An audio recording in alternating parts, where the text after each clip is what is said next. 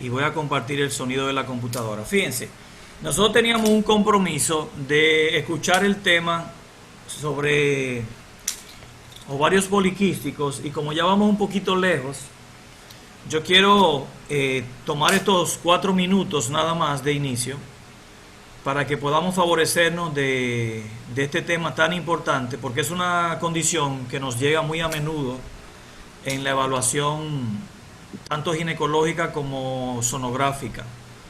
Y para que tengamos un buen sustento de la información, en vista de que la doctora Susan Esteves no ha podido enviar su trabajo ni tampoco acude a las clases, yo tengo que llamarla a ver qué es lo que está pasando con ella. Pues vamos a tomarnos estos breves minutos a beneficio de todos sobre el tema de síndrome de ovario poliquístico. Ustedes pueden observar la pantalla perfectamente, me imagino, ¿verdad que sí? Sí, doctor. Sí, Muy bien. Vamos a iniciar, a apagar sus micrófonos todos y atentos.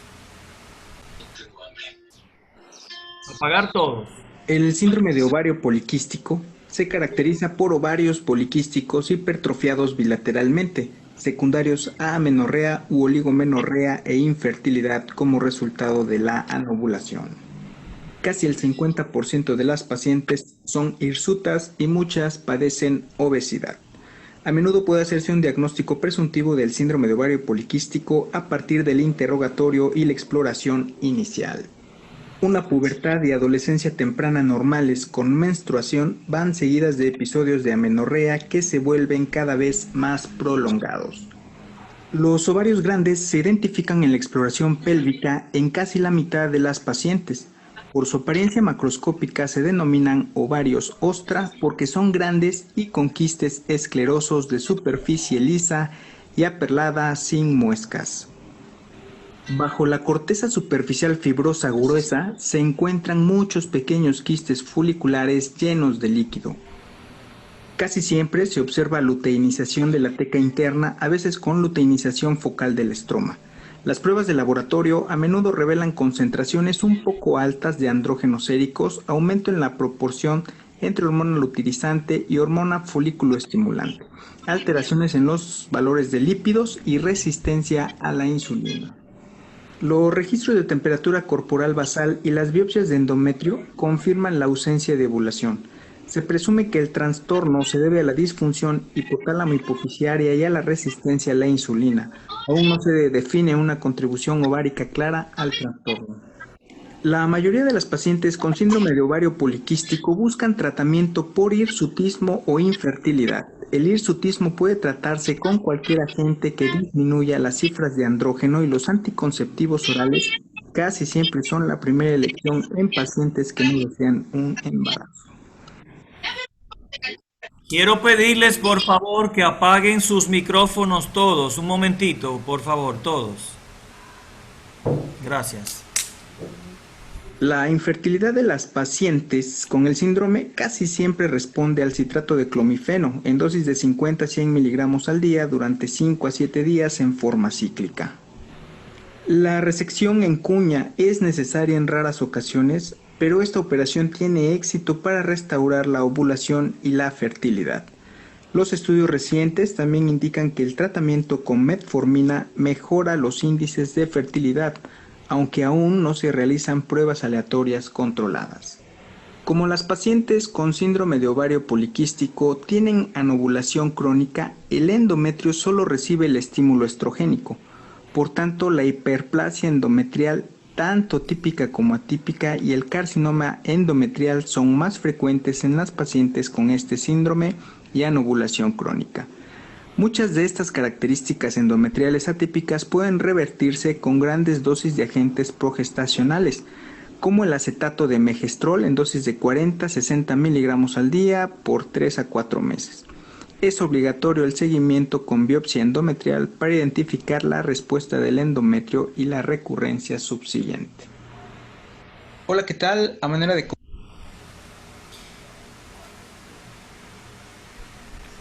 Muy bien.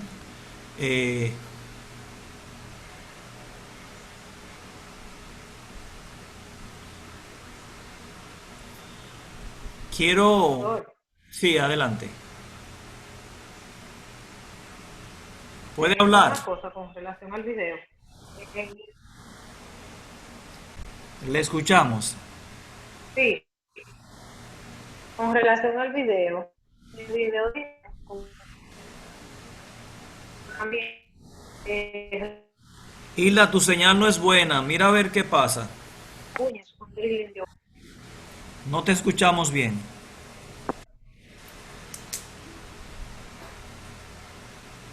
En el video dijeron, doctor, como tratamiento realizar una resección en cuña del ovario. Y no es una resección en cuña en sí, sino un drilling de ovario, porque una resección en cuña consiste en llevarse una porción del ovario. Exacto. Y un drilling es como drenar cada quiste.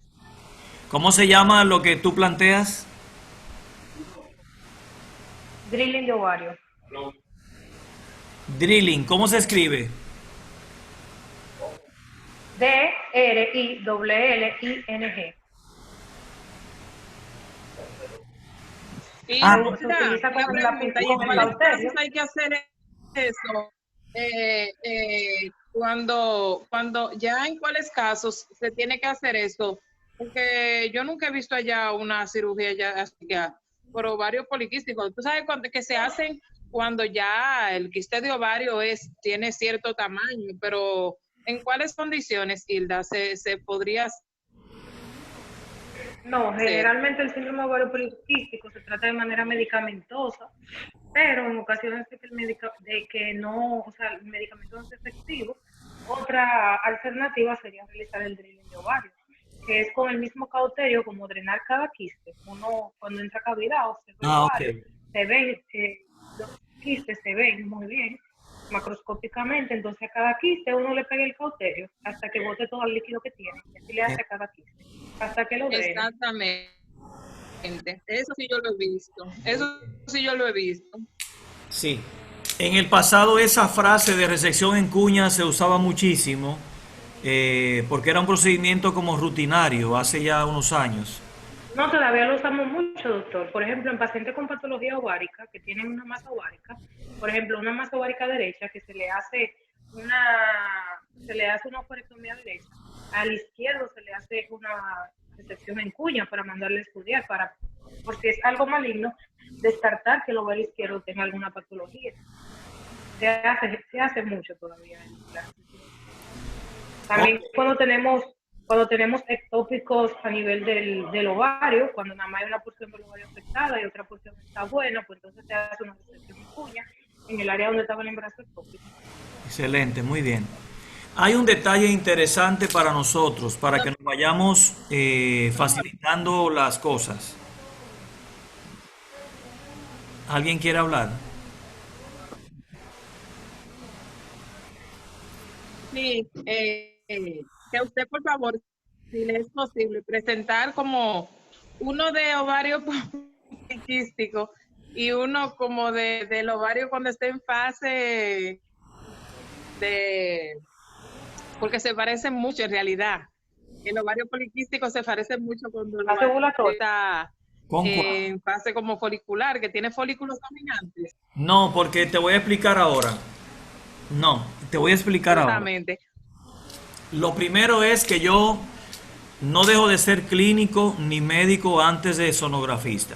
Cuando la paciente llega con la indicación, tú sabes que hoy en día el 80% de los médicos no te detallan en absoluto la clínica de la paciente, el historial clínico, no te detallan el motivo de la consulta. Te solicitan un puro y simple estudio. Sonografía transvaginal. Ahora, o sea que estamos entre la espada y la pared desde el punto de vista de poca colaboración del médico referidor. Yo puedo contar con mis manos, con esta mano, cuántos médicos referidores yo recibo que escriben, y lo puedo decir con nombre y apellido, que escriben 2 líneas o 3 líneas cuando refiere a un estudio. Lo que quiere decir que ya estamos prácticamente abandonados en la parte clínica y en el historial que debemos de conocer de cada paciente.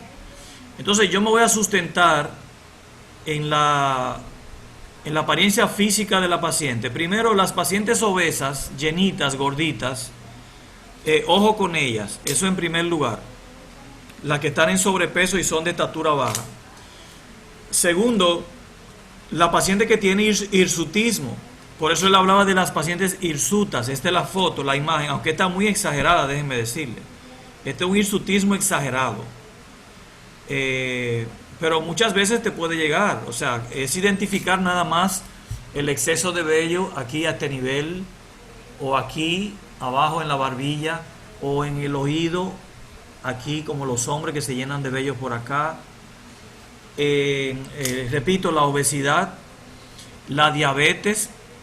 Esa paciente puede ser diabética también. Y entonces, una vez le comenté yo la importancia que tiene la pregunta básica, que es ¿por qué acude al médico? ¿Es un chequeo de rutina o usted se siente alguna molestia o alguna condición? Esa pregunta es básica, porque no es lo mismo una paciente que va a un chequeo de rutina, que toda su vida ha estado bien y lo que quiere es darle seguimiento a su salud, que otra que va por un problema reiterativo, una amenorrea, ¿verdad que sí? Un trastorno de la menstruación, una irregularidad menstrual, una metrorragia, como las producen. Al final él decía que el síndrome de ovario poliquístico se puede acompañar por el exceso de estimulación a nivel del tejido endometrial de una hipertrofia grosera del endometrio. Y eso hace que te lleguen hasta con sangrados anormales, uterinos anormales. Entonces, muchas de las causas de visita al médico, en el caso de esta paciente de ovarios poliquísticos, va a ser el sangrado uterino anormal también, en algunos casos, y la mayoría de los casos van a cursar con amenorrea secundaria, por anovulación. Entonces, este interrogatorio de por qué acude al médico, y en segundo lugar, la más importante de todas, porque ustedes saben que el síndrome de ovario poliquístico produce un trastorno de la regularidad menstrual. ¿Es usted regular en la llegada de su regla? Esa es una pregunta básica. Les digo que nos están dejando solos con toda la carga a nosotros con un simple estudio. Pero no, un simple estudio no es suficiente. La medicina no es un simple estudio. La medicina no es una simple consulta. O sea, la medicina se sustenta y se apoya en diversas modalidades de investigación, llámese historia clínica, anamnesis, ¿verdad? Examen semiológico, examen ginecológico, y luego viene la prueba complementaria, que consiste en el laboratorio clínico y estudio diagnóstico de este tipo, como lo hacemos nosotros. Entonces... Bien, quería comentarle algo sobre eso, Sí. sobre cuando indican las pruebas. Porque hay otras especialidades también, por ejemplo, cuando le van a hacer alguna resonancia a un paciente o ya sea un estudio de encefalograma, siempre ponen el diagnóstico o ponen por qué se lo realizan. El diagnóstico presuntivo. Sí, siempre lo colocan, pero cuando son sonografías, así mismo como usted dice, es muy raro. No, no te ayudan, absolutamente, no te ayudan. De cada 10 no, de cada 100 indicaciones que tú vas a recibir, a lo mejor 5 o 10 mínimo, el 1% tiene algo escrito. Ahora mismo yo recibí dos, una de tiroides y otra de abdomen. Sonografía como tal, pero nada. Absolutamente sin detalle de nada, ¿verdad que no? De nada. Es lo El que nombre le- del paciente y la edad.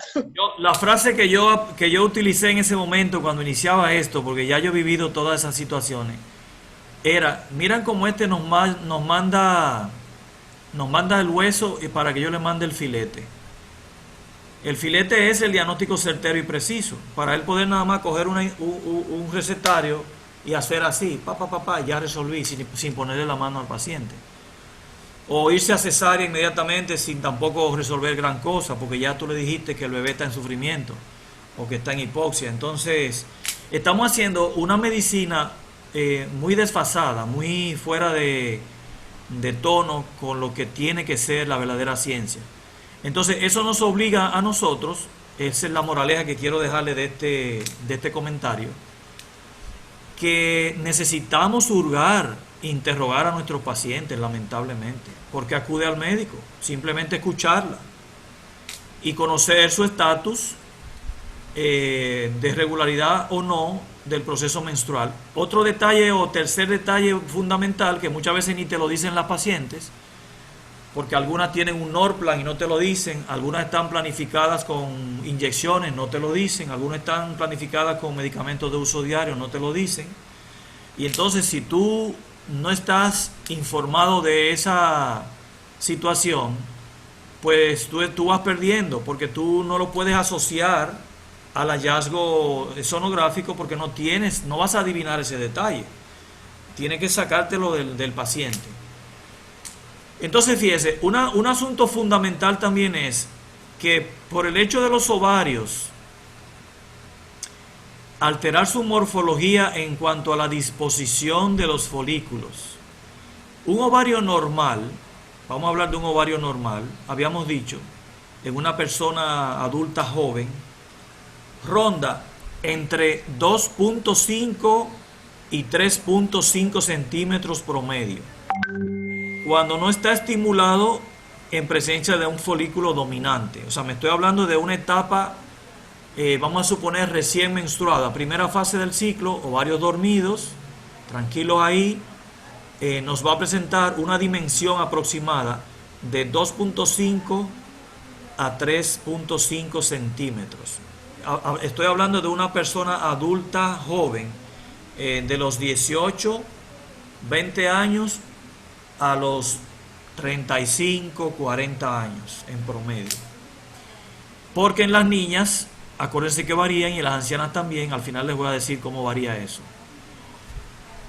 Segundo detalle importante, aparte de la dimensión del ovario, es que para yo describir y saber que se trata de un ovario normal, tienen que tener presencia de múltiples folículos dispersos al azar, en cualquier parte de su estroma, llámese periférico, central, lateral, polo superior, polo inferior, donde quiera. En un ovario normal, para ser ovario, tiene que tener presencia de folículos dispersos al azar. Segunda cualidad. Y tercera cualidad, si se fijan aquí, que la parte central del ovario, como se ve aquí, no esté aislada de folículos. Fíjense en esto. La parte central del ovario, la parte medular, no tiene folículos aquí, todos están en la periferia. Eso es lo típico en collar de perlas, le llaman algunos autores, en collar de perlas negras, el famoso típico ovario poliquístico. Hay otros, como este, que parecen racimos de uva o tecaluteínicos, ¿verdad que sí? Se parece mucho al quiste tecaluteínico, que también es otra modalidad en racimos de uva que pudiera llamarnos mucho la atención por la gran cercanía de los quistes foliculares, que solamente están separados por un septo, como se ve acá, y el estroma este que vimos allí,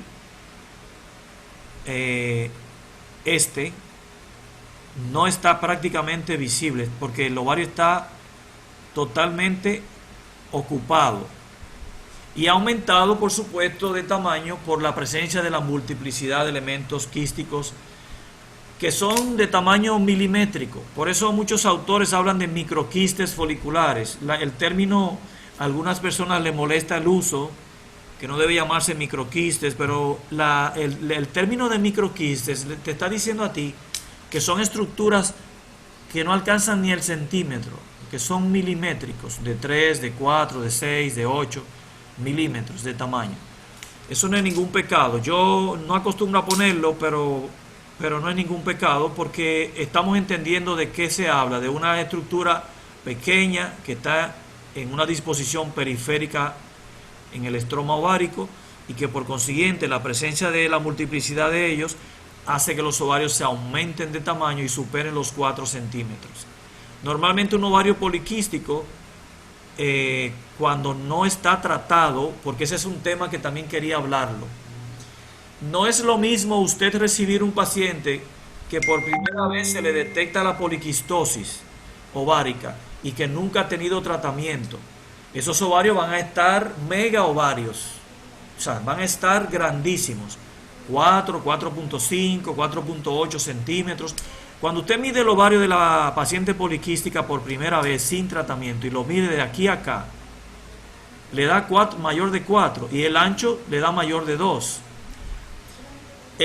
Pero sin embargo, por ser una condición que muchas veces tiene una causa o etiología también de tipo heredofamiliar, cuando la paciente se pone en tratamiento, que ya tiene 1 mes, 2 meses, 3 meses, y usted la vio al principio, y ahora ella vuelve donde usted para que usted le haga una nueva valoración de la condición, es de esperarse lo siguiente: si ya está en tratamiento de 2 meses, de 3 meses, la primera pregunta que hay que hacerle a esa paciente es si ya ella está viendo su menstruación regular. Porque uno de los primeros beneficios o primeros efectos positivos que produce la terapia es el control de la regularidad menstrual. Se rescata la regularidad.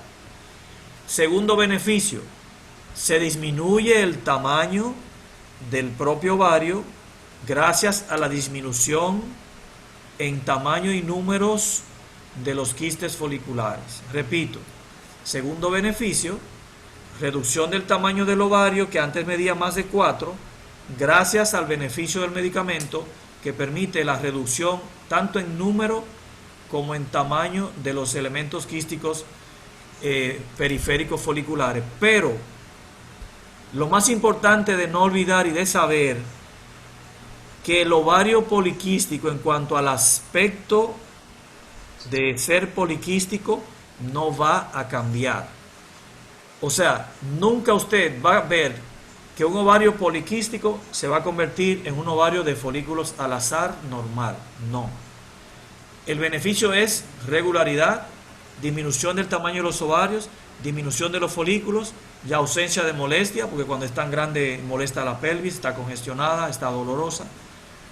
Y la paciente ya está en proceso de ovulación porque está siendo tratada con medicamentos para provocar la ovulación. Pero sigue siendo un ovario, cuando usted la vuelva a ver, de aspecto poliquístico, pero de tamaño adecuado, ya tiene un tamaño dentro del rango y menor cantidad de elementos quísticos foliculares en la periferia.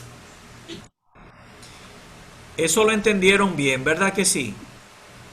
Es necesario que lo entiendan, que el efecto del medicamento no es cambiar el ovario de poliquístico al aspecto morfológico normal, no. Es cuestión de funcionabilidad, de regularidad, de estimulación de la ovulación y de mejoría incluso de la fertilidad. Por supuesto que sí. Ese es uno de los elementos que se busca lograr cuando estas pacientes se van tratando con los medicamentos que él mencionó, que son parte del tratamiento, como la metformina, etcétera, que favorecen entonces este proceso. Doctor, la medida normal de los ovarios sería entonces De 2.5 a 3.5 en una persona adulta joven de ovarios con folículos al azar normal, siempre y cuando no exista ni poliquistosis ovárica no tratada, ni procesos inflamatorios ováricos llamados oforitis. O sea, siempre y cuando se trate de anexos de una pelvis sana en condiciones normales. La doctora Mabel Madera está en línea, nos acompaña. Qué bueno.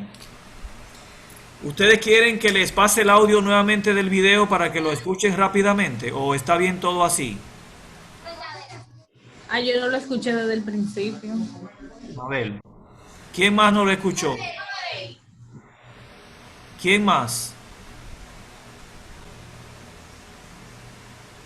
Miren, esto es otra partecita que quería comentarle. Yo no lo escuché, doctor, tampoco. Okay. Yo entré casi ahora. Lo voy a pasar de nuevo, rápidamente. Miren, la otra parte que tenemos que tener pendiente es que dentro de las causas de sangrados uterinos anormales que nos llegan a la emergencia y nos mandan los residentes, es precisamente esta, miren. cuando una paciente tiene síndrome de ovarios poliquísticos, la misma patología, la misma condición que maneja, y a veces el uso también de anticonceptivos de gran potencial, que son de uso inyectable, o por ejemplo esa cápsula llamada Nogest, que son de uso mensual, etcétera, hiperestimulan excesivamente la proliferación del endometrio y le dan un engrosamiento tan importante que se producen sangrados uterinos anormales en combinación con la poliquistosis ovárica. O sea que ojo con el endometrio cuando tengamos ovarios poliquísticos, porque en muchos casos la causa del sangrado va a ser precisamente la hipertrofia y engrosamiento del endometrio en esa paciente. Ok, entonces cierren los micrófonos de nuevo para que escuchemos rápidamente al doctor con el mensaje de hoy.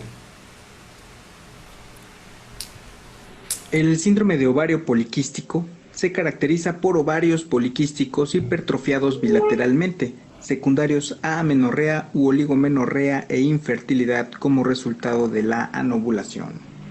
Casi el 50% de las pacientes son hirsutas y muchas padecen obesidad. A menudo puede hacerse un diagnóstico presuntivo del síndrome de ovario poliquístico a partir del interrogatorio y la exploración inicial. Una pubertad y adolescencia temprana normales con menstruación van seguidas de episodios de amenorrea que se vuelven cada vez más prolongados. Los ovarios grandes se identifican en la exploración pélvica en casi la mitad de las pacientes. Por su apariencia macroscópica se denominan ovarios ostra porque son grandes y con quistes esclerosos de superficie lisa y aperlada sin muescas.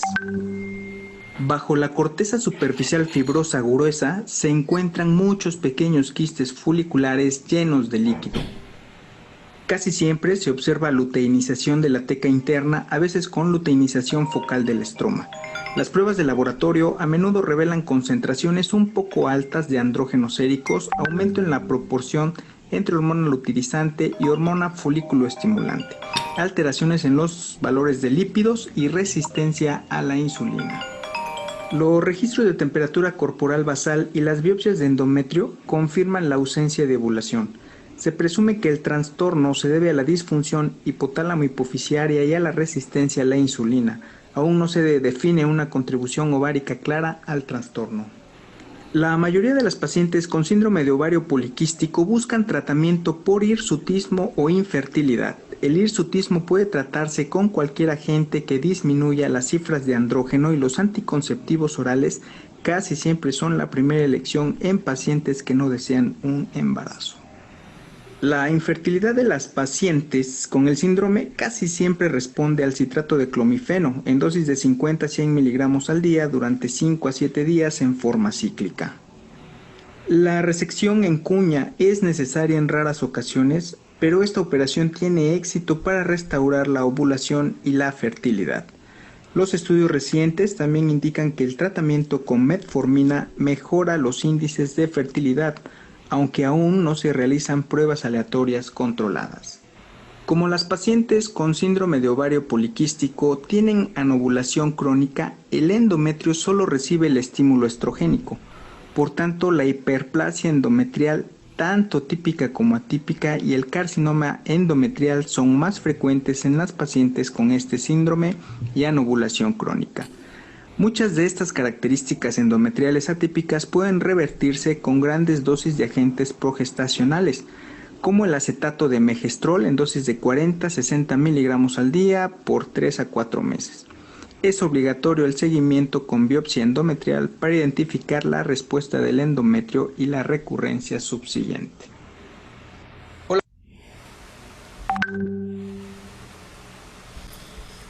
Muy bien. ¿Qué les parece? ¿Algún comentario? Doctor, Sí, Hilda, adelante. un poquito hablar de los criterios ecográficos para los síndrome ovario poliquístico. La cantidad de folículos que tenemos que encontrar, Excelente. aparte de la disposición y el volumen ovárico. De 8 a 10, más de 8 a 10 en la Y de periferia. 8 a 10. Algunos textos hablan de 12, o sea, los endocrinólogos toman 12 como parámetro y un volumen ovárico mayor de 10 milímetros. Sí, es correcto. Interesante eso. Siempre les digo que la clínica nos orienta muchísimo en la diferenciación de un paciente y otro, y por eso insisto en que si no nos escriben nada, por lo menos investigar ante qué paciente estamos. Es como cuando yo voy a hacer una sonografía obstétrica del feto. Para mí el feto es el paciente y yo tengo que hacer un reconocimiento general de mi paciente completo, de cabeza hasta los pies, para yo saber que estoy ante un ser humano sano. Lo mismo pasa con las pacientes, por eso es importante diferenciar a aquella que va a una consulta regular de rutina o que va a hacer una sonomamografía de rutina, o aquella que dice, no, yo fui al ginecobstetra o mastólogo porque me sentía una bolita aquí o una masa o un dolor. ¿Se dan cuenta de la diferencia? Ayuda muchísimo el interactuar con el paciente. Anteriormente eso no se hacía, pero esta interacción es sana. Simplemente busca dos cosas. Primero, contrarrestar la deficiencia que hay con el referidor en algunos casos que no nos describen el detalle de nada.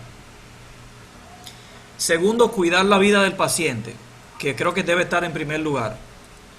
Cuidar la vida del paciente, porque cualquier error que yo cometa por falta de información, tanto del referidor como de la propia paciente, va en perjuicio de ella misma. Tercero, si la paciente me menciona un detalle importante o un interés particular, entonces yo me voy a hacer mayor énfasis en esa petición, en ese lugar donde ella menciona que se siente tal o cual cosa, o la condición que me refiera. Mira, es que yo cuando menstruo, la menstruación no se me quita y sigue de largo por 15 y 20 días más y nunca se para. O sea, son detalles que para uno como médico orientan muchísimo. Por eso que yo siempre he dicho que el ecografista que es médico, a diferencia de los norteamericanos que no exigen que sea médico, el sonografista que es médico tiene mayor capacidad y preparación y mayor éxito, incluso mayor certeza en el diagnóstico final del estudio, porque tiene un fundamento, una zapata, un criterio, un conocimiento mucho mayor 1000 veces que una persona que es técnico. Y es lo mismo que pasa con el radiólogo y con el técnico que hace la radiografía. O sea, es una cosa del cielo a la tierra la diferencia de la formación. Entonces yo les convoco a eso, a que no se queden callados, a que investiguen su paciente, que interroguen dentro de su área. Ahora, ¿cuál es el pecado mortal para los egresados del INSIMED? Aquel que se atreva a hacer comentarios del tratamiento, del manejo, del pronóstico y del seguimiento de ese paciente desde el punto de vista médico. No estamos para ninguna de esas áreas. Eso por ética, por respeto a la profesión, por respeto al referidor y a nuestra especialidad, no debemos asumir nunca, aunque el paciente te cuestiona a veces y te pregunta, doctor, ¿y ahora qué van a hacer? ¿Me van a operar? ¿Y esos ovarios qué van a hacer con ellos? Tu médico te va a dar la información, tú estás en muy buenas manos, es la respuesta que yo le doy. No te preocupes, que eso se resuelve, que tu médico te va a resolver eso. No es nada del otro mundo. Es un tratamiento sencillo que él lo maneja bastante bien, esa es su especialidad, y tú verás que todo va a ir bien. Lo que le damos es alivio, le damos esperanza, positivismo al paciente, pero no nos metemos en el tema jamás.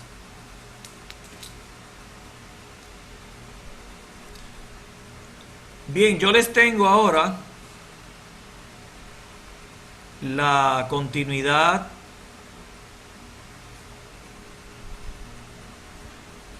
Déjenme ver si comparto pantalla.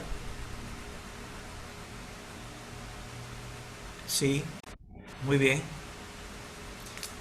Recuerden que en este capítulo, hace ya un par de semanas, estamos hablando de la importancia del Doppler en la ginecología. Que yo les decía que el recurso Doppler, cuando llegó en los años 90, revolucionó el mundo, el universo, lo revolucionó completamente.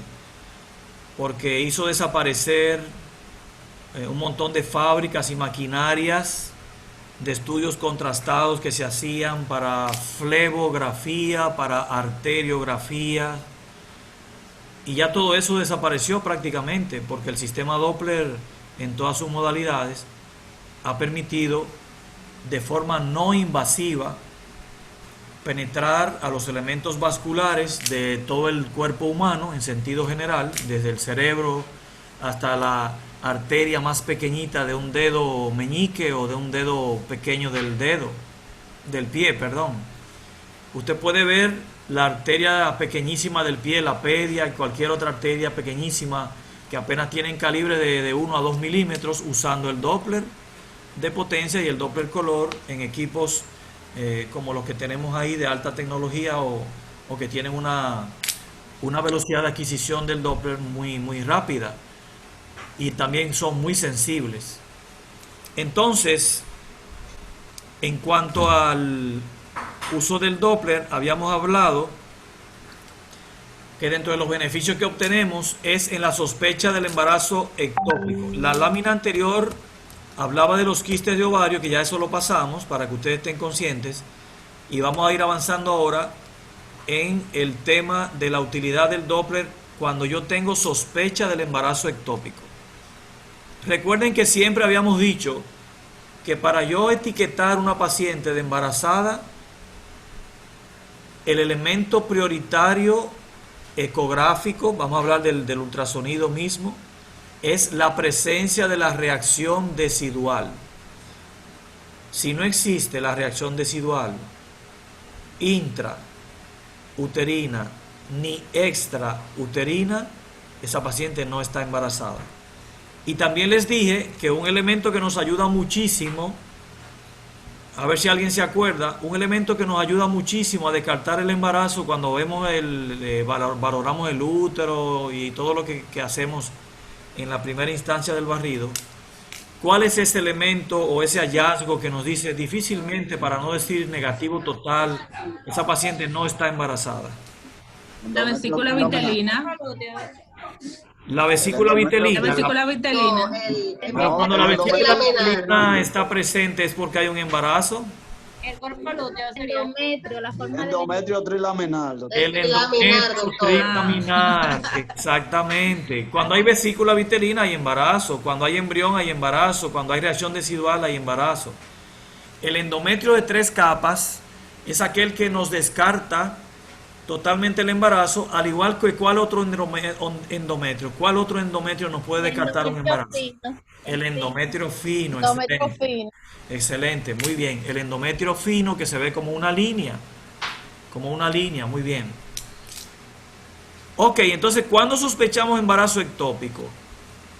Cuando hay ausencia del embarazo a nivel intrauterino, pero hay una prueba de embarazo positiva o hay una amenorrea en una paciente que me dice que ha sido regular toda su vida. Oigan qué detalle importante. Ausencia de embarazo intrauterino, pero hay una prueba positiva en sangre. Y además de eso, la paciente es puntual, regular en su llegada y tiene una amenorrea de un mes y medio, 2 meses, lo que ella te vaya a decir. Tú dices, bueno, aquí hay una situación que hay que investigar a profundidad. Me voy a los anexos porque a nivel intrauterino no encontré nada. Muchas veces a nivel intrauterino puede haber este elemento. Búsquenlo en los libros si quieren o en Google. El famoso pseudosaco.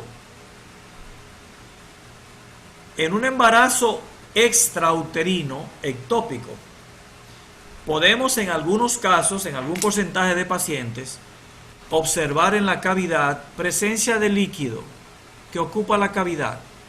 Líquido que engaña a mucha gente, líquido solamente. No hay reacción decidual. La pared es fina y delgada, hiperecogénica, fina y delgada.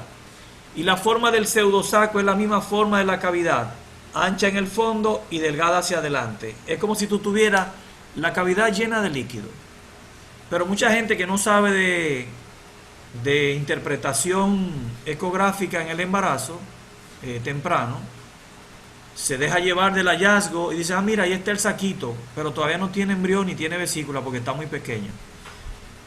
Y se olvidaron de revisar con detenimiento los anexos y luego la paciente vuelve a los 4 o 5 días con un dolor agudo en fosa ilíaca que coincide con el hallazgo del embarazo ectópico que el primer médico no diagnosticó.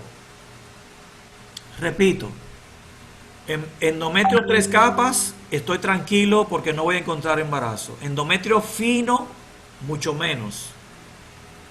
Y el supuesto endometrio secretor, habíamos dicho, el secretor es el que en el embarazo incipiente tiene mayor parecido, vamos a decir así, a la reacción decidual.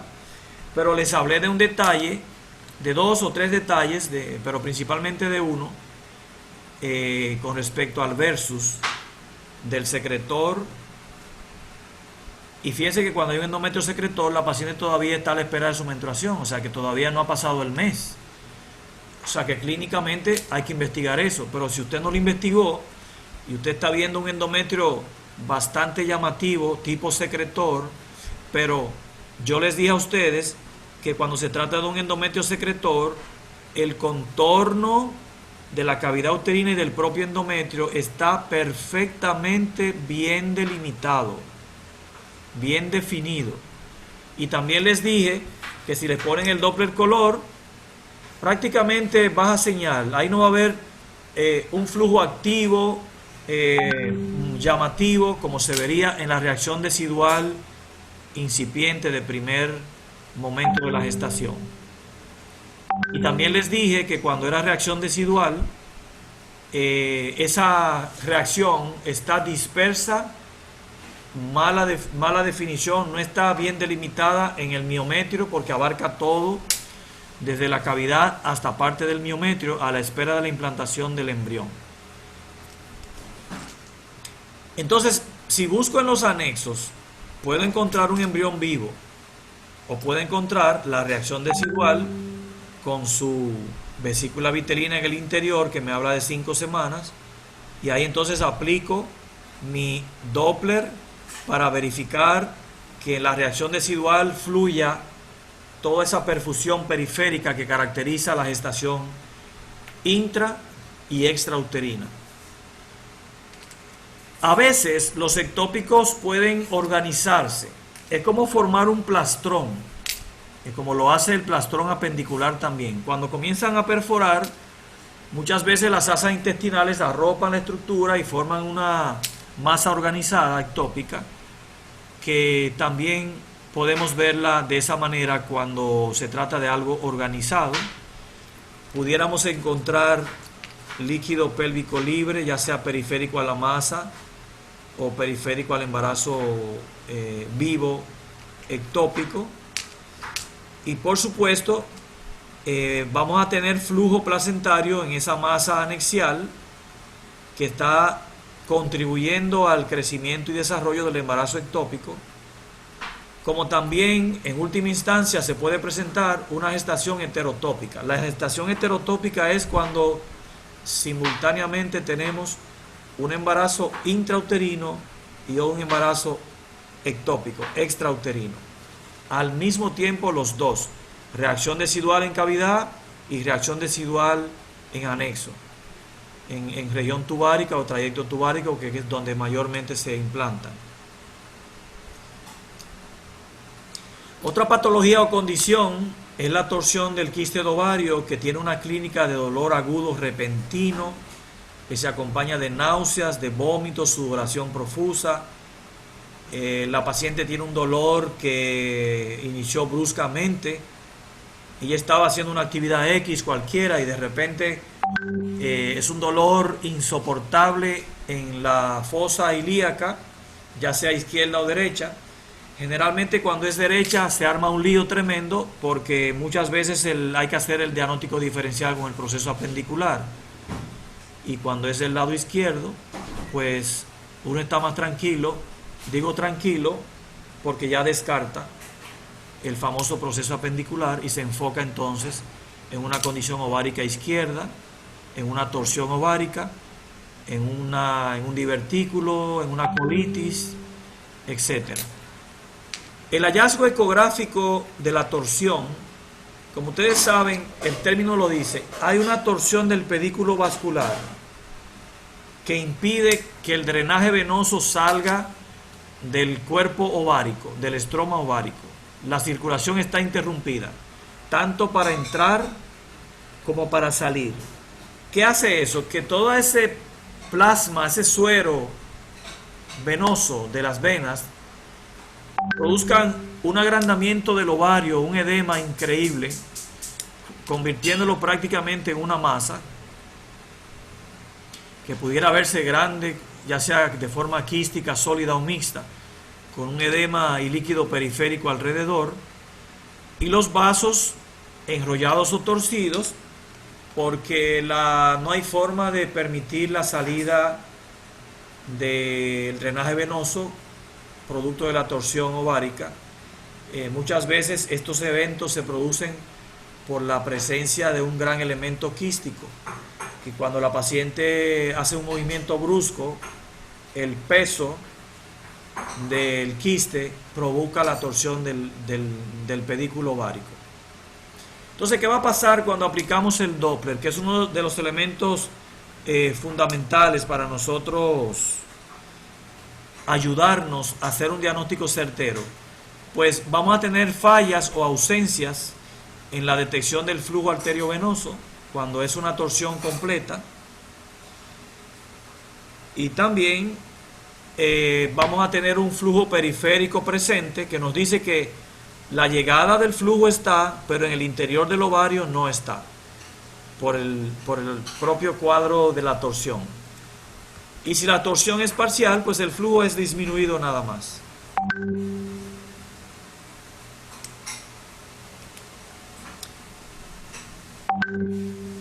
Disculpen un momentito. Otras cosas que podemos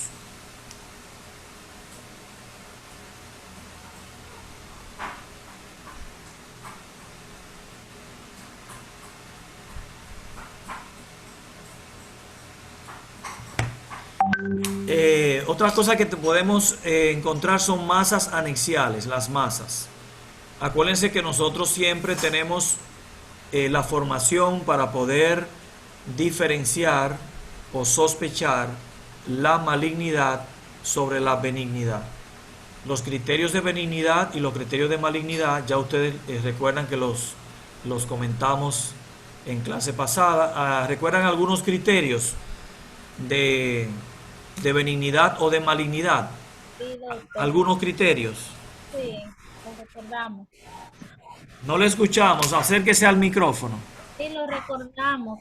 Lo de benigno se hablaba de... Bueno, me voy con lo maligno, que es lo malo. Ok, es lo mejor. Si eran trabeculados, si tenían el líquido en su exterior, si eran de heterogéneos. Correcto. Tanto mixto como cosas. Aumento de la vascularidad. Excelente, muy bien, doctora, muy bien. Si hay presencia de septos o tabiques gruesos, ¿verdad? Mayor de 4 milímetros, que tengan presencia de flujo. Excelente, muy bien. Los elementos complejos, ya los hablamos. Los endometriomas, que son ya muy bien conocidos por nosotros después de esa conferencia magistral que nos dieron.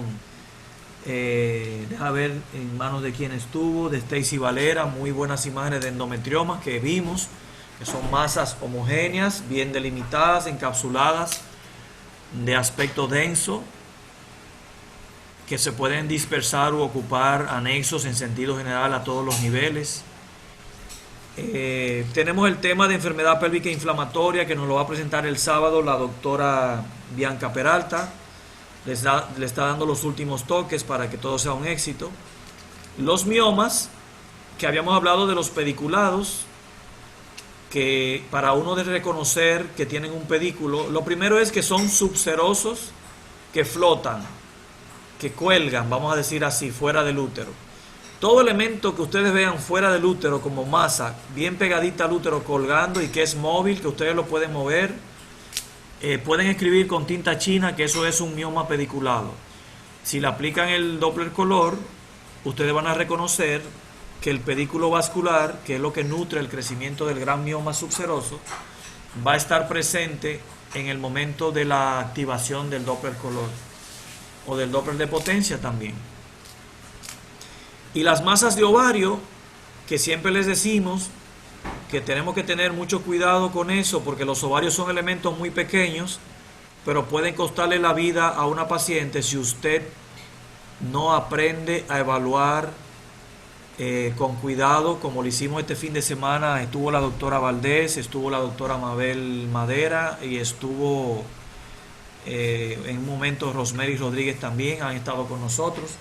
Y Santana también, no me dejen. Santana, correcto. Y se están dando cuenta ahora que ese supuesto dolor de cabeza que se comentaba al principio de la ginecología en la parte sonográfica, ya como que poco a poco se ha ido aliviando, porque estamos ya perdiendo el miedo de acercarnos a entrar al ovario, de bajar el mango para que la punta suba en ascenso por encima de los vasos ilíacos hasta encontrar el elemento fijo lleno de folículos normales, que por suerte siempre les digo eso, que la anatomía folicular de los ovarios nos ayuda muchísimo a identificarlos usando imágenes grandes, usando el zoom, la profundidad, agrandando, acercando, para que usted pueda tener en pantalla una imagen más discriminatoria y anatómicamente más clara, más nítida, reconociendo los folículos.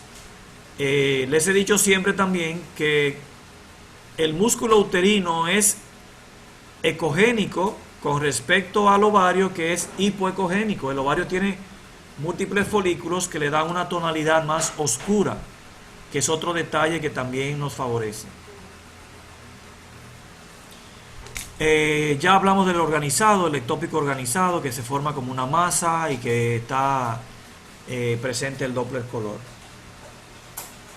Dentro de los criterios de malignidad, que ya ustedes mencionaron, pues tenemos la vascularidad presente en lesiones tumorales sólidas. Fíjense que este recurso, lo que nos está demostrando cuando lo aplicamos en una masa, en un tumor sólido, y vemos que hay presencia de flujo Doppler, manejando siempre el PRF por debajo de 1, decíamos, el PRF hay que bajarlo hasta que te dé 0.8, 0.7, 0.5, menor de 1. ¿Para qué? Para que el pulso de repetición de la frecuencia llegue en una velocidad propicia y que permita darle tiempo al transductor, ¿no?, al receptor, a capturar las señales bajas de esos plexos vasculares tortuosos que se forman dentro de las masas, que nosotros le llamamos neoformación vascular o angiogénesis.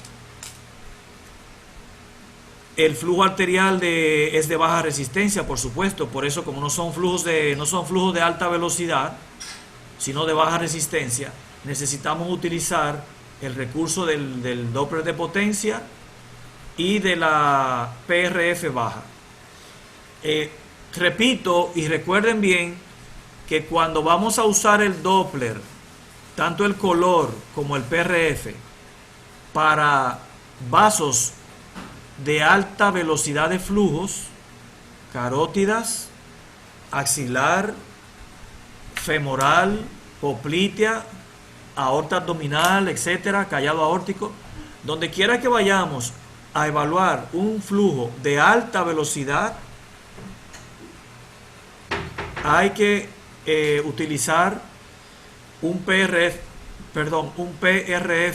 alto, mayor de 1, 2, 3, todo lo que usted pueda subir, mucho más. Mientras más tú lo vas subiendo, más se va llenando el interior del lumen del vaso y se completa bellísimo todo el flujo de pared a pared.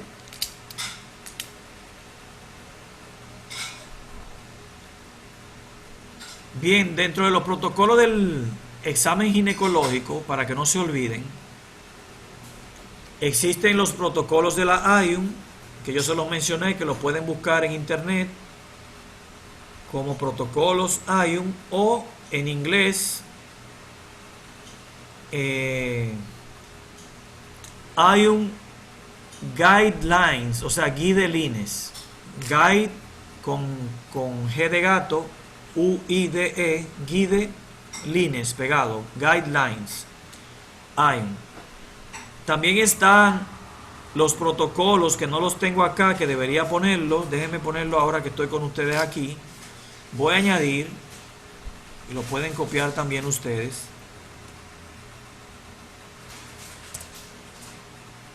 Los protocolos de la ISUOC.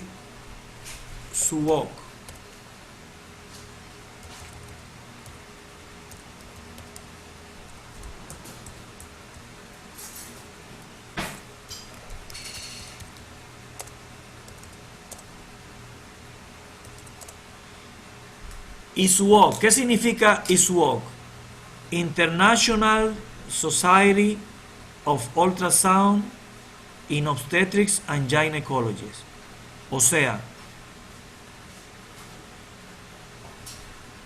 Sociedad Internacional de Ultrasonido en Obstetricia y Ginecología. Sociedad Internacional de Ultrasonido en Obstetricia y Ginecología, ISUOC. La ISUOC está súper completa desde todos los puntos de vista, incluyendo el Doppler materno, fetal. En siendo protocolos, ustedes pueden buscar todo lo que ustedes quieran en ISUOC, que les explica de manera sistemática cómo se ejecuta cada evaluación sonográfica, tanto en ginecología como en obstetricia. También existe el control del Colegio Americano de Radiología en los Estados Unidos, que ustedes lo saben. El Colegio Americano de Obstetricia y Ginecología también. Todas estas instituciones supervisan y controlan el buen desenvolvimiento de la ejecución de los estudios que se mandan a los radiólogos para que puedan ser evaluados por los especialistas de la radiología. Porque ustedes saben que en Estados Unidos quien interpreta los resultados de la sonografía no es el technician o el technologist, no, es el radiólogo.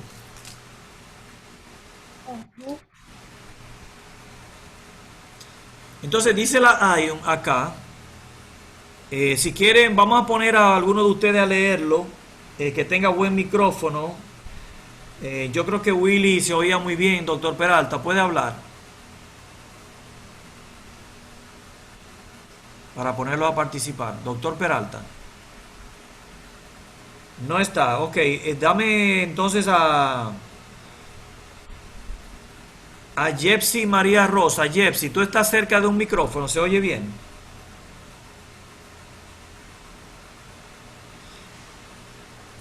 Jepsi. Doctor, estoy aquí. Yo estoy casi pasando lista, casi pasando lista, otra vez. Willy. Yo lo leo. Acércate al micrófono para que lo puedas leer y se escuche bien. Los protocolos han sido desarrollados para proveer asistencia en la realización de estudios sonográficos en la pelvis femenina. Muy bien. En algunos casos requerirá exámenes adicionales o especializados, aunque no sea posible detectar todas las anormalidades. El seguimiento de estas pautas puede maximizar la probabilidad en detectar la mayoría de estas anomalías. Sí, cuando ellos dicen, gracias doctor, cuando ellos dicen que eso puede requerir en algunos casos exámenes adicionales, les puedo comentar que una paciente puede ser sugerida para una tomografía de pelvis por un hallazgo importante de una masa fea, ¿verdad que sí? Una paciente puede ser referida o recomendada por uno de ustedes para una histerosono, por ejemplo, porque tiene problemas de infertilidad, o puede ser referida para un procedimiento de laparoscopía, porque sospechamos múltiples endometriomas asociados al proceso aquel clínico llamado endometriosis.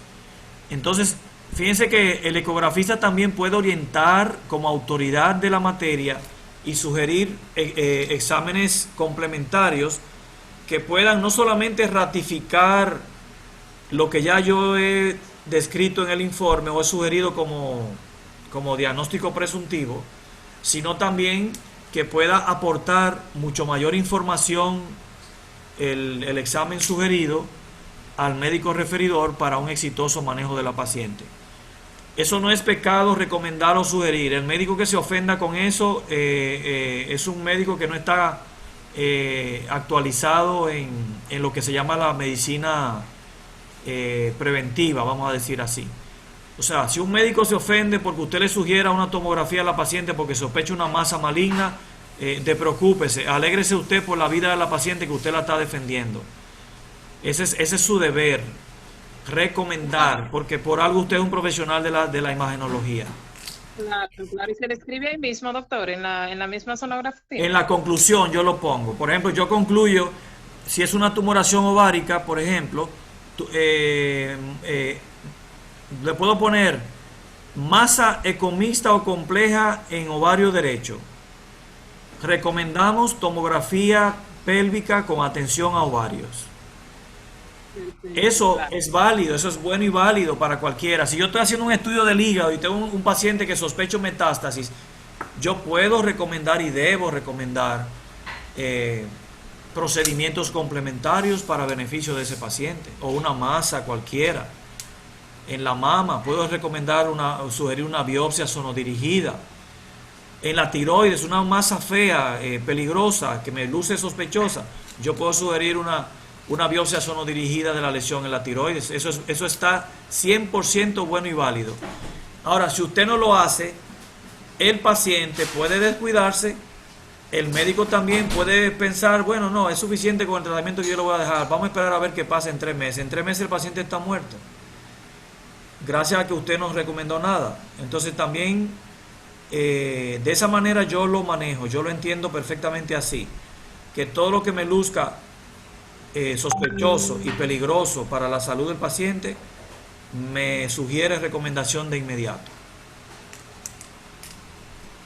Los equipos que ya conocemos son transductores ajustados a una frecuencia apropiada, balanceando resolución y penetración, por supuesto. Por eso les decía que ustedes no solamente son sonografistas para obtener una imagen, sino también son operadores de múltiples funciones presentes en el equipo que le permiten a ustedes implementar recursos de valiosa utilidad. Llámese Doppler, llámese rango dinámico, persistencia, U-Scan y todo lo que concierne a mejorar la resolución y el balance de la penetración.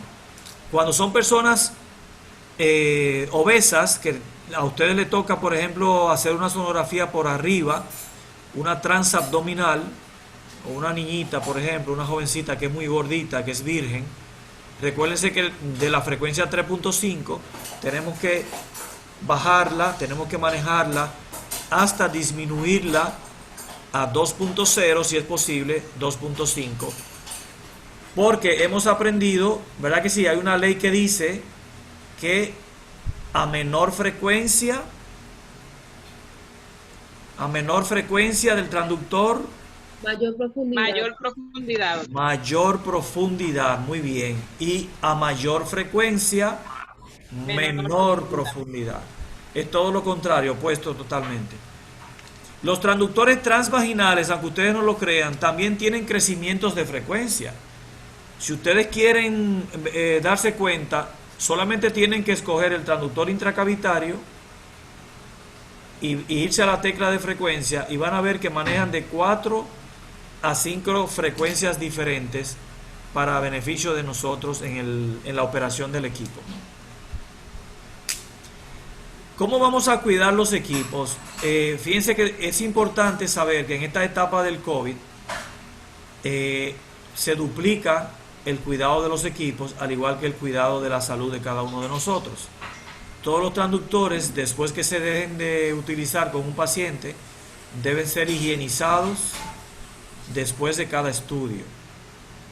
Cuando hacemos intracavitarios, estudios, deben cubrir el transductor con un preservativo para luego desinfectar y limpiar el transductor después de cada uso. Pero también recuerden, no sé si se los mencioné, pero que es bueno ahora recordar que cuando usamos también los transductores convexos o lineales, cuando tenemos un paciente con sospecha de absceso en una herida de cesárea o en un postquirúrgico que nos mandan al departamento, no podemos usar el transductor sin ningún tipo de recubrimiento, porque entonces vamos a contaminar la superficie del transductor con la pus, con la sangre y con todas esas secreciones que está manejando la paciente.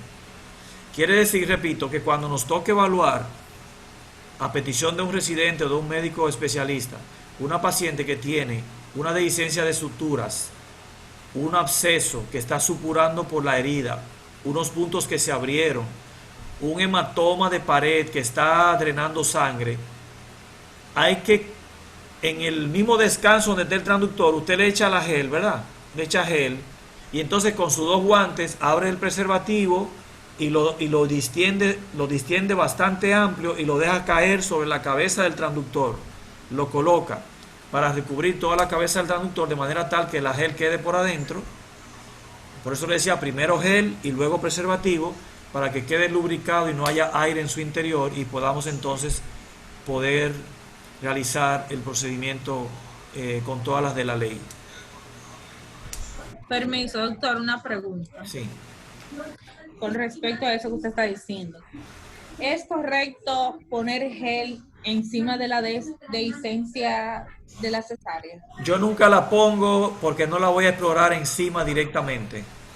No, tú no vas a conseguir nada explorando encima de una dehiscencia de las suturas. No. Además de que la gel puede crear un foco de infección. Un foco de infección, claro que sí.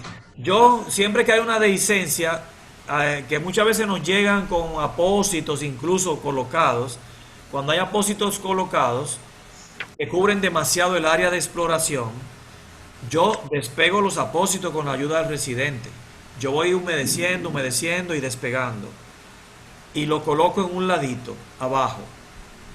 Y no pongo gel sobre la herida, sobre la dehiscencia tampoco, ni por donde está supurando la paciente. Y solamente pongo gel, si esta es la parte de la herida, pongo gel cercanita al bordecito, cercano al borde nada más, para yo explorar en ese sector y ver si se puede observar la colección de tipo hemática o tipo absceso que pudiéramos observar durante el estudio. O sea, que no es correcto explorar por encima de la dehiscencia. No, jamás. Aunque tú tengas... Porque en la maternidad llegó una dehiscencia un día que yo estaba. Y le pusieron un transductor arriba de la herida.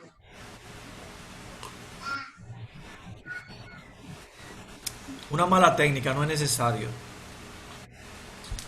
Pero sí usaron el preservativo, me imagino, ¿verdad? Cubrieron. Sí, el preservativo se usó. Muy bien. No se debe. En cuanto a la documentación, algunas cositas breves. Siempre, doctora. Siempre es esencial asentar la documentación del paciente en los libros, tenerlas a mano para leer el tipo de estudio que vamos a realizar, porque a veces hay médicos que ponen peticiones especiales en ese documento. A veces te dicen, mira, valorar maduración folicular, atención folículo dominante, medir tamaño cuerpo lúteo, medir grosor del endometrio. Siempre la indicación y la documentación que el paciente tiene debemos de leerla nosotros, no nos llevemos de la secretaria, hay que verla con nuestros propios ojos, que somos nosotros los que entendemos qué es lo que el médico referidor quiere, para entonces cumplir con ese requisito y dejar satisfecho al referidor, que vuelvo y les repito, que es el que está casado contigo. Si tú cumples con la petición del referidor siempre y das en el clavo como especialista certero, ese médico no te va a soltar. El especialista siempre va a requerir que sea contigo, que sea contigo. Debe archivarse un informe, una copia en la computadora, guardarla, y si lo guardan en físico, sacar una copia del estudio. También yo me acostumbré, que es una cosa muy sana, porque a veces hay pacientes malintencionados o que han cometido algún hecho peligroso, o quieren que uno se invente algo con ella para mandar a la justicia a otra persona, o se han hecho un legrado por ahí para un aborto criminal, ¿tú me entiendes? Hay muchas cosas que pasan. Entonces yo generalmente cuando yo tengo un caso muy especial y privado, de gran envergadura, yo siempre me quedo con una copia de la evidencia de la imagen, una copia de la evidencia de la imagen, y la guardo por si surge cualquier requerimiento a nivel intrahospitalario, a nivel de la institución donde tú estás trabajando, que tú tengas forma de defenderte con esa evidencia en imagen que usted dejó guardada. Puede ser guardada privadamente por usted, no tiene que entregársela a nadie, usted la guarda privado, y cuando surja cualquier eventualidad, que ojalá que nunca surja, pues usted tiene ahí la muestra de que ese bebé estaba vivo, o tiene la muestra de que se trataba de un aborto, o tiene la muestra de que se trataba de una mola, etcétera, etcétera. Las variaciones en el tamaño normal de un... Hay mucha demanda en este caso. Sí, claro, exactamente. Ahora estamos ya pasibles de demanda porque ya se aprobó esa situación en múltiples especialidades de la medicina, incluyendo la cirugía plástica, que es la que más situaciones y riesgo ha tenido en los últimos años. Entonces les recomiendo eso, que cuando tengan un caso especial y peligroso, delicado, sepan sacar doble copia de la imagen, le dan 2 veces a imprimir, sacan la primera y luego le dan otra vez para luego recortar esa imagen. Yo siempre lo hago sin que el paciente se dé cuenta, eso es importante, que sea algo en privado tuyo, para cuidarte de cualquier evento en el futuro. Decía que las variaciones de los tamaños de los ovarios, que si van de normal a anormal o de un tamaño grande que estaba a un tamaño normal, deben de documentarse. Por eso es importante el estudio de control o seguimiento. Los estudios de control y seguimiento nos permiten a nosotros entender si la paciente va en mejoría, si el tratamiento está resultando en beneficio para ella, o por el contrario todo sigue peor o igual que como estaba. O sea que fíjense que la sonografía es un estudio histórico prospectivo, o sea que te permite a ti darle un seguimiento en un mes, en 20 días, y déjeme decirle, la mayoría de los pacientes, por no decir todos, la mayoría guarda en archivo todos los estudios de su vida, desde hace 10 años, 5 años, la gente está guardando la sonografía última que se hizo, la anterior, y especialmente más si son estudios de condiciones de problema. ¿Qué debe documentarse en una imagen? Deben estar etiquetadas o contextos que expliquen qué contiene la imagen: útero en long, útero en trans, ovarios, etc. Fecha del examen está ahí puesta, por supuesto, porque está configurada. ¿Verdad que sí? Está configurada.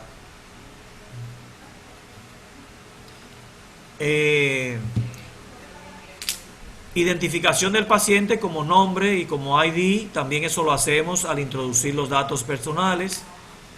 Identificar el órgano de la imagen, ya lo dije, y el área estudiada, si es por ejemplo ovario derecho, poner ovario derecho, ovario izquierdo, trompa derecha. Es importante. La preparación general, como ustedes saben, vejiga llena para los pacientes que son vírgenes, para desplazar asa, intestinos y gas, y que no esté sobredistendida demasiado como un globo, sino más bien una vejiga lo suficientemente llena que nos permita tener una buena ventana acústica. Una vejiga vacía para el procedimiento transvaginal.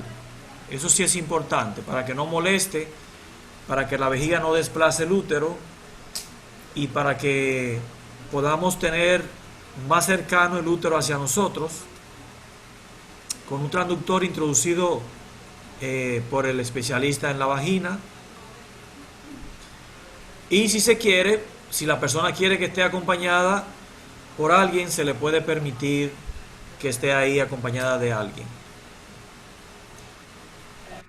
Recordando un poquito, en el útero me interesa su posición, tamaño, forma y orientación. La orientación es la posición. Tamaño, forma y orientación y textura.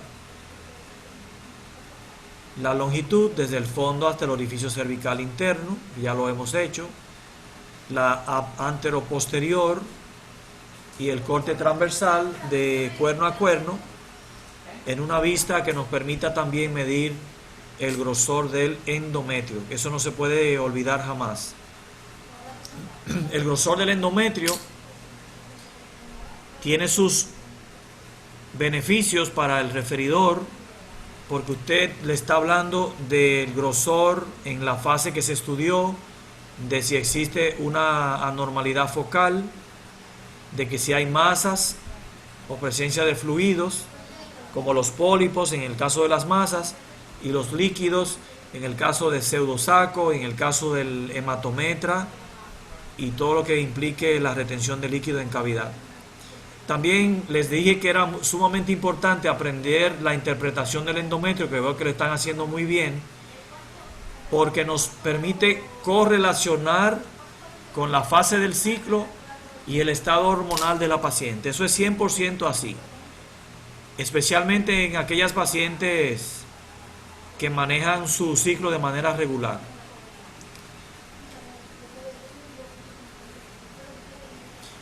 Las capas en plano sagital, anteroposterior, desde la serosa anterior a la serosa posterior. Y si tenemos líquido, es importante esto que vamos a hablar ahora del endometrio. Estamos hablando aquí del endometrio, que se mide en anteroposterior, en el plano transverso. Vamos a corregir eso, en el plano transverso.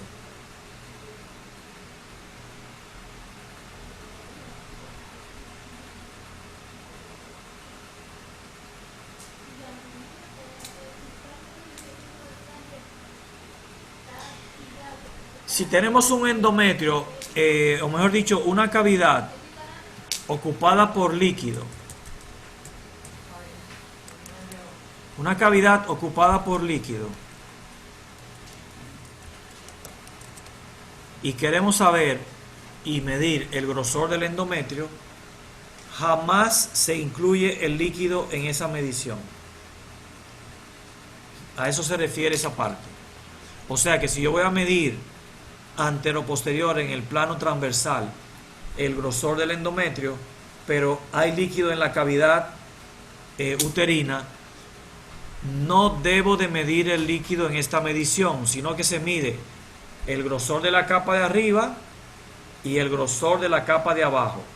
Repito, mido los milímetros que tiene la capa anterior y mido los milímetros que tiene la capa posterior del mismo endometrio, que está separado por el líquido, por la presencia de líquido. Y esa sumatoria de 2.1 milímetros más 1.8 milímetros te va a dar 3.2 o 4 tanto milímetros. Así es que se reporta el grosor del endometrio cuando tenemos presencia de líquido ocupando la cavidad uterina.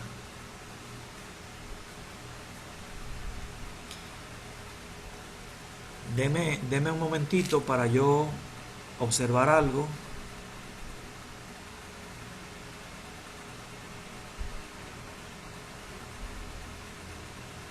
Ok, sí, vamos muy bien.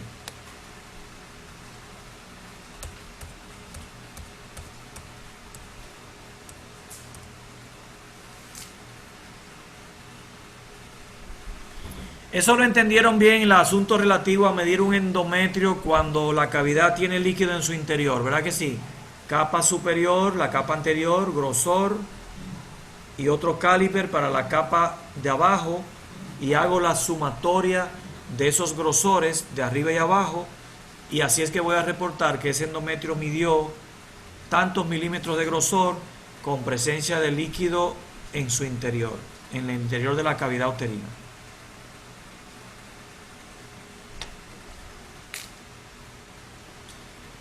Cuando hablamos de los anexos en nuestra evaluación, acuérdense que los ovarios pueden tener localización variable. Recordamos el caso de algunas prácticas que hemos hecho, donde hemos estado viendo en algunos pacientes ovarios retrouterinos, o sea que hay que salir del útero en trans hasta caer en el ovario. Ovarios que han estado muy en la superficie, pegaditos a la piel, cercanos a la piel. Por eso hay que bajar el mango para que la punta suba y pueda la onda llegarle a ese ovario que está bien superficial. Y en tercer lugar, también hemos visto en la práctica ovarios adosados, pegaditos al cuerpo uterino.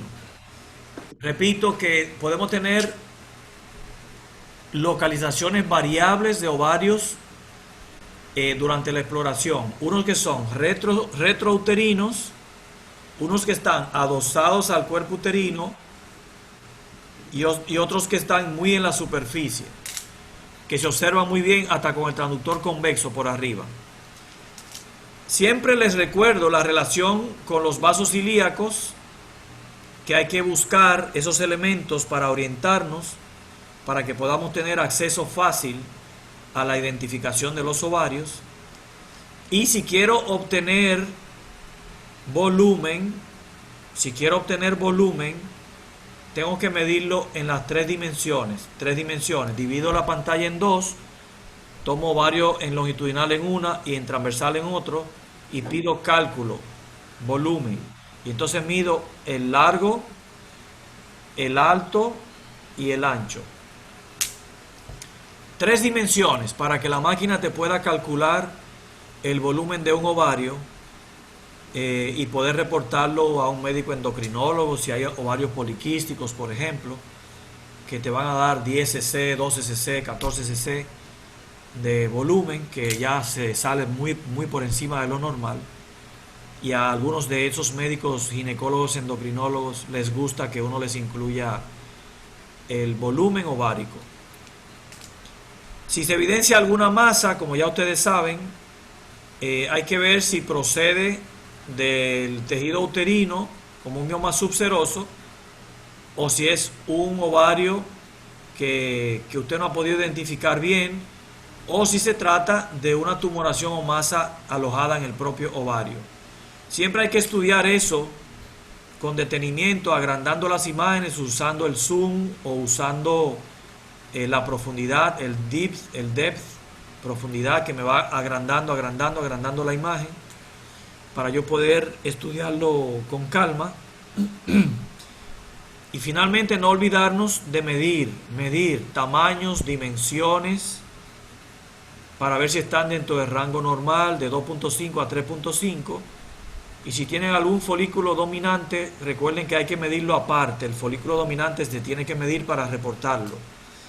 Estudiar la ecotextura, que se compone de múltiples folículos dispersos al azar. Esa es la anatomía propia del ovario a nivel ecográfico. Y si tenemos una masa o tumor en el anexo, hay que describirlo para diferenciarlo. Decir masa sólida, elemento quístico o estructura quística, o masa compleja o mixta.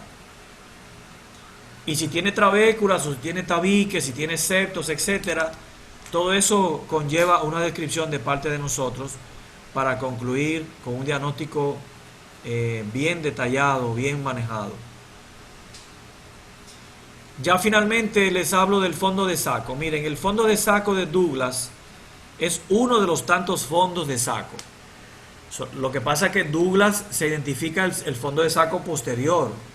pero hay fondos de sacos laterales y fondos de saco anterior que se rellenan y se colectan full cuando la paciente tiene ascitis. Cuando ustedes tienen un paciente en ascitis, una femenina, con una patología que provocó la ascitis, ustedes van a ver el útero en el medio del mar, flotando, y arriba líquido, abajo en el fondo de saco líquido, en anexo líquido y en anexo líquido. Cuando tenemos ascitis, repito, o tenemos un linfoma, una masa fea que se acompaña de ascitis a nivel ovárico, podemos distinguir los diferentes fondos de saco y también decirles que no siempre, atención al detalle por favor, todos ustedes, no siempre la presencia de colección líquida en Douglas implica procesos pélvicos inflamatorios. Cuidado con eso. O sea, el hallazgo aislado de la colección líquida en fondo de saco, teniendo unos genitales perfectamente conservados, ovarios normales, ausencia de masas, útero conservado, trompas no dilatadas, no hay hidrosalping, no hay salpingitis, no hay oforitis, no hay nada. Si usted encuentra escaso líquido en fondo de saco, no lo asocie a patología, porque no la encontró. Solamente si quiere destacarlo brevemente lo puede describir, y a veces yo, cuando no tengo hallazgos a nivel de genitales internos, no pongo eso en el informe, no lo menciono, porque eso crea mucha mala expectativa falsa.